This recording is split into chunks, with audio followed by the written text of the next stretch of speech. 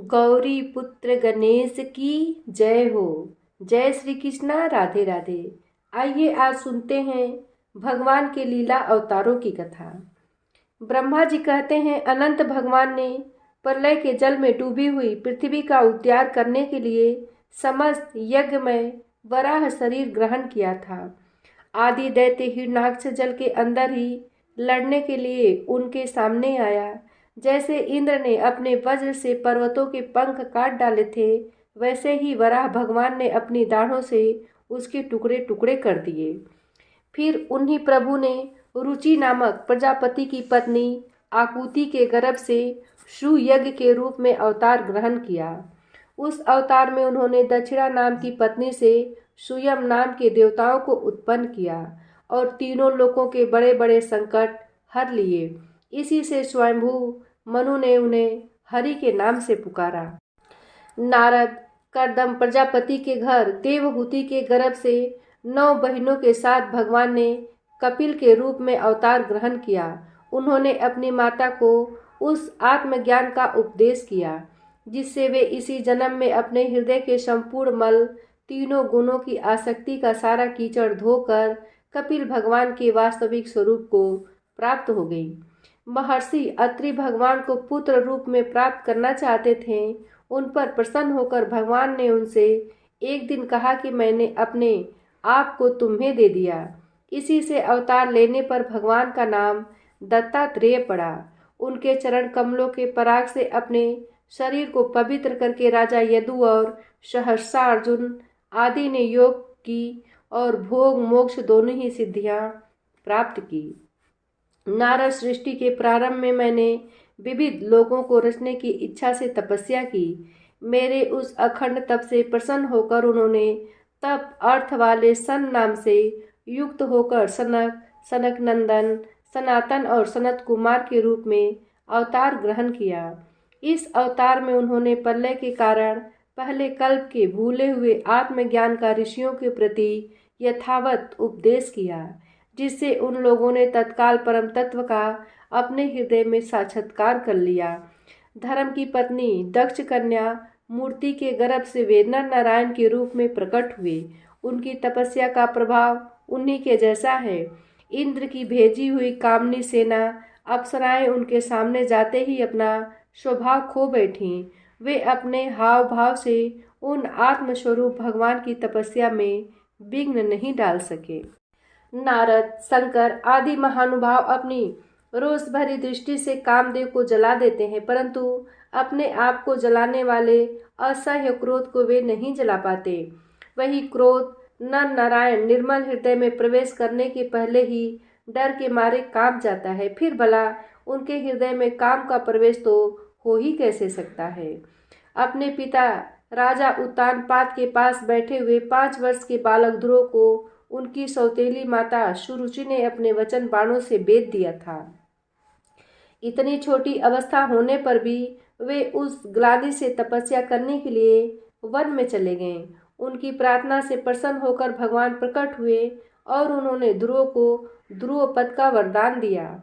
आज भी ध्रुव के ऊपर नीचे प्रदक्षिणा करते हुए दिव्य महर्षिगण उनकी स्तुति करते रहते हैं। कुमार्गगामी वेन का ऐश्वर्य और पौरुष ब्राह्मणों के हुंकार रूपी वज्र से जलकर भस्म हो गया। वह नरक में गिरने लगा। ऋषियों की प्रार्थना पर भगवान ने उसके शरीर मंथन से पृथु के रूप में अवतार धारण कर उसे नरकों से उबारा और इस प्रकार पुत्र शब्द को चरितार्थ किया। उसी अवतार में पृथ्वी को गाय बनाकर उन्होंने उससे जगत के लिए समस्त औषधियों का दोहन किया। राजा नाभि की पत्नी सुदेवी के गर्भ से भगवान ने ऋषभ देव के रूप में जन्म लिया।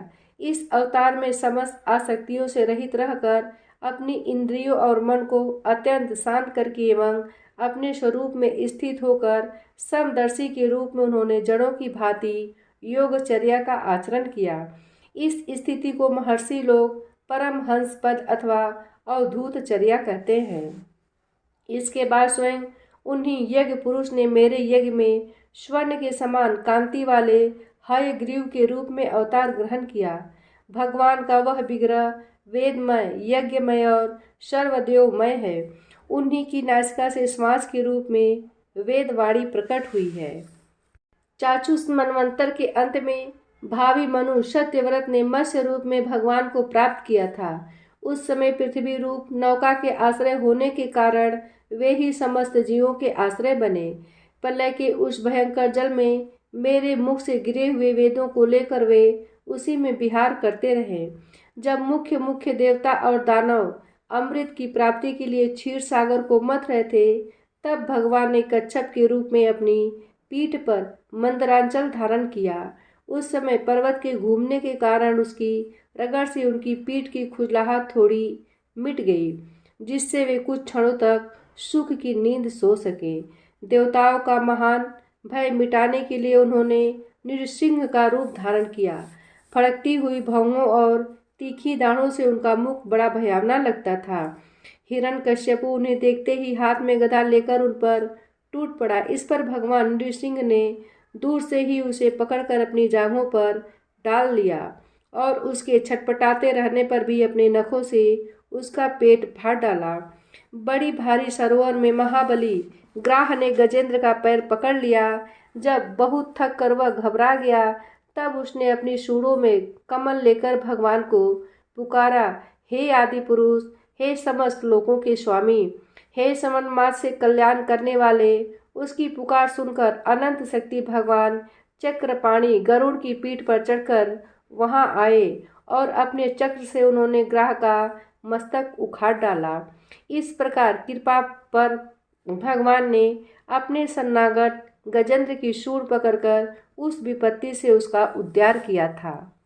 भगवान वामन आदिति के पुत्रों में सबसे छोटे थे, परंतु गुणों की दृष्टि से वे सबसे बड़े थे, क्योंकि यज्ञ पुरुष भगवान ने इस अवतार में बलि के संकल्प छोड़ते ही संपूर्ण लोकों को अपनों चरणों से ही नाप लिया था। वामन बनकर उन्होंने 3 पग पृथ्वी के बहाने बलि से सारी पृथ्वी तो ले ली, परंतु इससे यह बात सिद्ध कर दी कि सन्मार्ग पर चलने वाले पुरुषों को याचना के सिवा और किसी उपाय से समस्त पुरुष भी अपने स्थान से हटा नहीं सकते, ऐश्वर्य से च्युत नहीं कर सकते। दैत्यराज बलि ने अपने सिर पर स्वयं वामन भगवान का चरणामृत धारण किया था। ऐसी स्थिति में उन्हें जो देवताओं के द्वारा राजा इंद्र की पदवी मिली, इसमें कोई बालिका पुरुषार्थ नहीं था। अपने गुरु शुक्राचार्य के मना करने पर भी वे अपने प्रतिज्ञा के विपरीत कुछ भी करने को तैयार नहीं हुए, और तो क्या भगवान का तीसरा पग पूरा करने के लिए उनके चरणों में सिर रखकर उन्होंने अपने आप को भी समर्पित कर दिया। नारद, तुम्हारे अत्यंत प्रेम भाव से परम प्रसन्न होकर हंस के रूप में भगवान ने तुम्हें योग, ज्ञान और आत्म तत्व को प्रकाशित करने वाले भागवत धर्म का उपदेश किया। वह केवल भगवान के शरणागत भक्तों को ही सुगमता से प्राप्त होता है। वे ही भगवान स्वयंभू आदि मनवंतरों में मनु के रूप में अवतार लेकर मनुवंश की रक्षा करते हुए 10 दिशाओं में अपने सुदर्शन चक्र के समान तेज से बेरोक टोक निष्कंटक राज्य करते हैं। तीनों लोकों के ऊपर सत्यलोक तक उनके चरित्रों की कमनीय कीर्ति फैल जाती है, और उसी रूप में वे समय समय पर पृथ्वी के भारभूत दुष्ट राजाओं का दमन भी करते रहते हैं। स्वनाम धन्य भगवान धन्वंतरी अपने नाम से ही बड़े बड़े रोगियों के रोग तत्काल नष्ट कर देते हैं। उन्होंने अमृत पिलाकर देवताओं को अमर कर दिया और दैत्यों के द्वारा हरण किए हुए उनके यज्ञ भाग उन्हें फिर से दिला दिए। उन्होंने ही अवतार लेकर संसार में आयुर्वेद का प्रवर्तन किया। जब संसार में ब्राह्मण द्रोही आर्य मर्यादा का उल्लंघन करने वाले नारकीय क्षत्रिय अपने नाश के लिए ही दैववश बढ़ जाते हैं और पृथ्वी के कांटे बन जाते हैं, तब भगवान महापराक्रमी परशुराम के रूप में अवतीर्ण होकर अपनी तीखी धार वाले फरसे से 21 बार उनका संहार करते हैं। मायापति भगवान हम पर अनुग्रह करने के लिए अपनी कलाओं भरत, शत्रुघ्न और लक्ष्मण के साथ श्री राम के रूप में इन छवांकों के वंश में अवतीर्ण होते हैं। इस अवतार में अपने पिता की आज्ञा का पालन करने के लिए अपनी पत्नी और भाई के साथ वे वन में निवास करते हैं। उसी समय उनके विरोध के कारण रावण उनके हाथों मरता है। त्रिपुर विमान को जलाने के लिए उद्यत शंकर के समान जिस समय भगवान राम शत्रु की नगरी लंका को भस्म करने के लिए समुद्र तट पर पहुंचते हैं, उस समय सीता के वियोग के कारण बढ़ी हुई क्रोधा अग्नि से उनकी आंखें इतनी लाल हो जाती हैं कि उनकी दृष्टि से ही समुद्र के मगरमच्छ, सांप और ग्राह आदि जीव जलने लगते हैं और भय से थरथर कांपता हुआ समुद्र झटपट उन्हें मार्ग दे देता है। जब रावण की कठोर छाती से टकराकर इंद्र के वाहन ऐरावत के दांत चूर चूर होकर चारों ओर फैल गए थे, जिससे दिशाएं सफेद हो गई थी, तब दिग्विजयी रावण घमंड से फूलकर हंसने लगा था। वही रावण जब श्री रामचंद्र की पत्नी सीता जी को चुरा कर ले जाता है और लड़ाई के मैदान में उनसे लड़ने के लिए गर्वपूर्वक आता है, तब भगवान श्री राम के धनुष की टंकार से ही उसका वह घमंड प्राणों के साथ तत्क्षण विलीन हो जाता है। जिस समय झुंड के झुंड दैत्य पृथ्वी को रौंद डालेंगे, उस समय उसका भार उतारने के लिए भगवान अपने सफ़ेद और काले केश से बलराम और श्री कृष्ण के रूप में कला अवतार ग्रहण करेंगे। वे अपनी महिमा को प्रकट करने वाले इतने अद्भुत चरित्र करेंगे कि संसार के मनुष्य उनकी लीलाओं का रहस्य बिल्कुल नहीं समझ सकते।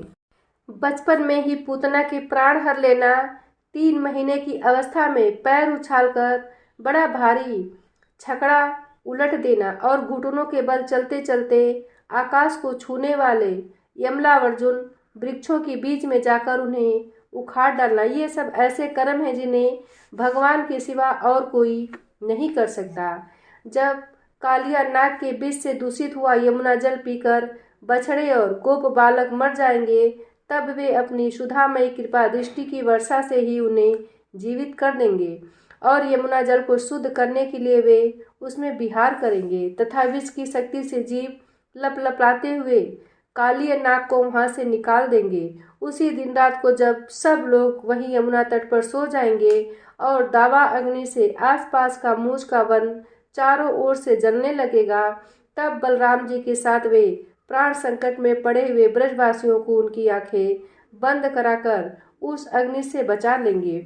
उनकी यह लीला भी अलौकिक ही होगी। उनकी शक्ति वास्तव में अचिंत्य है। उनकी माता उन्हें बांधने के लिए जो रस्सी लाएंगी वही उनके उदर में पूरी नहीं पड़ेगी, 2 अंगुल छोटी ही रह जाएगी तथा जम्भाई लेते समय श्री कृष्ण के मुख में 14 भुवन देखकर पहले तो यशोदा भयभीत हो जाएंगी, परंतु फिर वे संभल जाएंगी। वे नंद बाबा को अजगर के भय से और वरुण के पास से छुड़ाएंगे। यम दानव का पुत्र व्योमासुर जब गोप बालकों को पहाड़ की गुफाओं में बंद कर देगा, तब वे उन्हें भी वहां से बचा लाएंगे। गोकुल के लोगों को जो दिन भर काम धंधों में व्याकुल रहते हैं और रात को अत्यंत थक कर सो जाते हैं, साधनाहीन होने पर भी वे अपने परम धाम में ले जाएंगे। निष्पाप नारद जब श्री कृष्ण की सलाह से गोप लोग इंद्र का यज्ञ बंद कर देंगे, तब इंद्र वज्र भूमि का नाश करने के लिए चारों ओर से मूसलाधार वर्षा करने लगेंगे।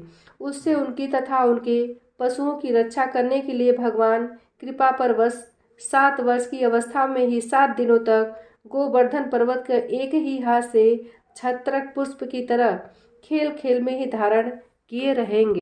वृंदावन में ही विहार करते हुए रास करने की इच्छा से वे रात के समय जब चंद्रमा की उज्जवल चांदनी चारों ओर छिटक रही होगी, अपनी बांसुरी पर मधुर संगीत की लंबी तान छेड़ेंगे। उससे प्रेम विवश होकर आई हुई गोपियों को जब कुबेर का सेवक शंखचूड़ हरण करेगा, तब वे उसका सिर उतार लेंगे। और भी बहुत से प्रलंबासुर, धेनुकासुर, बकासुर, केसी, अरिष्टासुर आदि दैत्य, चारुण आदि पहलवान, कुवलयापीड़ हाथी, कंस, कालव यवन, भौमासुर, मिथ्यावासुर, शाल्व, द्विज वानर, बल्लव, दंतवक्त राजा, नग्नजित के 7 बैल, शंबरासुर, विदुरथ और रुक्मी आदि तथा कंबोज, मत्स्य, कुरु, कैकेयी और श्रीजय आदि देशों के राजा लोग एवं जो भी योद्धा धनुष धारण करके युद्ध के मैदान में सामने आएंगे, वे सब बलराम, भीमसेन और अर्जुन आदि नामों की आड़ में स्वयं भगवान के द्वारे मारे जाकर उन्हीं के धाम में चले जाएंगे। समय के फेर से लोगों की समझ कम होती जाती है, आयु भी कम होने लगती है। उस समय जब भगवान देखते हैं कि अब ये लोग मेरे तत्व को बतलाने वाली देववाणी को समझने में असमर्थ होते जा रहे हैं, तब प्रत्येक कल्प में सत्यवती के गर्भ से व्यास के रूप में प्रकट होकर वे वेद रूपी वृक्ष का विभिन्न शाखाओं के रूप में विभाजन कर देते हैं। देवताओं के शत्रु दैत्य लोग भी वेद मार्ग का सहारा लेकर यम दानव के बनाए हुए अदृश्य वेग वाले नगरों में रहकर लोगों का सत्यानाश करने लगेंगे। तब भगवान लोगों की बुद्धि में मोह और अत्यंत लोभ उत्पन्न करने वाला वेश धारण करके बुद्ध के रूप में बहुत से उपधर्मों का उपदेश करेंगे। कलयुग के अंत में जब सत्पुरुषों के घर भी भगवान की कथा होने में बाधा पड़ने लगेगी, ब्राह्मण, क्षत्रिय तथा वैश्य पाखंडी और शूद्र राजा हो जाएंगे। यहाँ तक कि कहीं भी स्वाहा स्वधा और वसटकार की ध्वनि, देवता पितरों के यज्ञ श्राद्ध की बात तक नहीं सुनाई पड़ेगी। तब कलयुग का शासन करने के लिए भगवान कल्कि अवतार धारण करेंगे।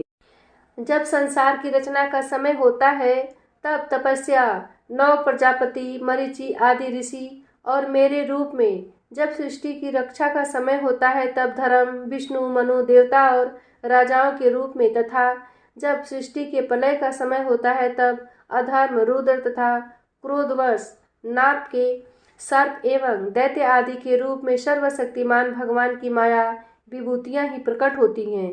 अपनी प्रतिभा के बल से पृथ्वी के एक एक धूलि कण को गिन चुकने पर भी जगत में ऐसा कौन पुरुष है जो भगवान की शक्तियों की गणना कर सके।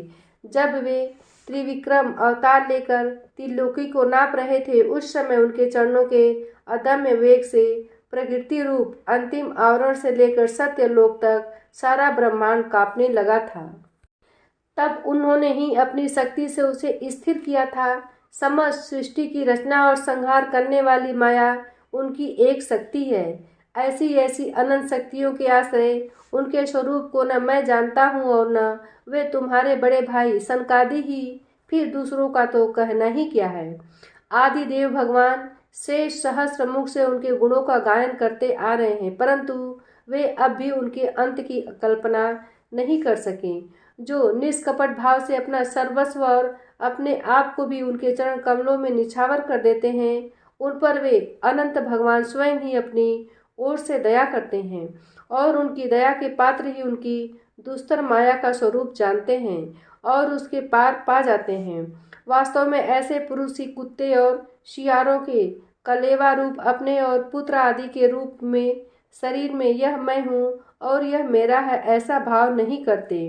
प्यारे नारद, परम पुरुष की उस योग माया को मैं जानता हूँ तथा तुम लोग भगवान शंकर, दैत्यकुल, भूषण, प्रहलाद, शतरूपा, मनुपुत्र, प्रियव्रत आदि प्राचीन बरही, ऋभु और ध्रुव भी जानते हैं। इनके सिवा इक्ष्वाकु, पुरुरवा, मुचुकुंद, जनक, गाधी, रघु, अम्बरीश, सगर, गय, ययाति आदि तथा मंधाता, अलर्क, शतधन्वा, अनु, रंतिदेव, भीष्म बलि, अमूर्तरय, दिलीप, शौभरी, उतंग, शिबी, देवल, पिपलाद, सारस्वत, उद्धव, पराशर, भूरिसेन एवं विभीषण, हनुमान, सुखदेव, अर्जुन, विदुर और श्रुतदेव आदि महात्मा भी जानते हैं। जिन्हें भगवान के प्रेमी भक्तों का सा स्वभाव बनाने की शिक्षा मिली है, वे स्त्री, शूद्र, हूण, भील और पाप के कारण पशु पक्षी आदि योनियों में रहने वाले भी भगवान की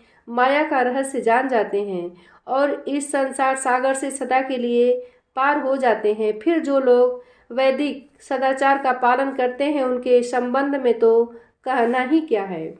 परमात्मा का वास्तविक स्वरूप एक रस, शांत, अभय एवं केवल ज्ञान स्वरूप है। न उसमें माया का मल है और न तो उसके द्वारा रची हुई विषमताएं ही हैं। वह सत्य और असत दोनों से परे है।